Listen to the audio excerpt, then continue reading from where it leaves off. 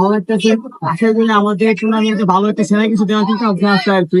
তো আসলে এই ম্যাচটা জিতে আশঙ্কা থেকে মনোভাব খারাপ হয়ে গেছে আর কি। নেক্সট গুলো তো আমরা আসলে আজকের ব্লগটা হচ্ছে আমাদের দক্ষিণমুখের বন্ধুমুর ক্রিকেট টুর্নামেন্ট নিয়ে। আর প্রথমেই খেলা শুরু হতে আমি প্রথম ম্যাচটা হেরে গেছিলাম, আর দ্বিতীয় ম্যাচটা আমার খেলাই ছিল। দ্বিতীয় ম্যাচের শুরুতে আমরা ভালোভাবে ব্যাটিং এর সিদ্ধান্ত না নিয়ে আমরা ফিল্ডিং এর সিদ্ধান্ত নিই। আর সেই খেলাটা হচ্ছে পিও কিং এর সাথে। আর পিও কিং ফার্স্টে ব্যাটিং এ নেমে তারা ভালো একটা শুরু করতে পারেনি, কারণ প্রথম বলে তারা আউট হয়েছে। আর পিও কিং এর মধ্যে ভালো একটা প্লেয়ার হচ্ছে হৃদয়, আর হৃদয় হচ্ছে ওই দলের মেইন প্লেয়ার। আর হৃদয় হচ্ছে ভালো কিছু রান করতে পারে আর কি, তাছাড়া কোনো প্লেয়ারই ভালো একটা রান করতে পারে নাই ওই দলের মধ্যে। আর অবশেষে তারা ভালো রান না করাতে তারা মোট রান করতে পারে 28 রান, তাও আবার সব উইকেট হারিয়ে।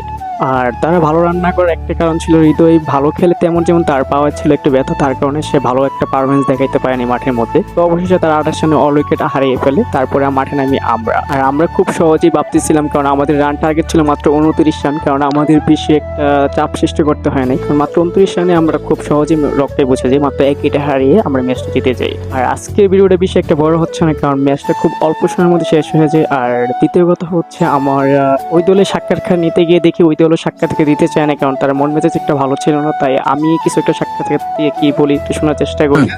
আজকে আমাদের টুর্নামেন্টের তৃতীয় খেলা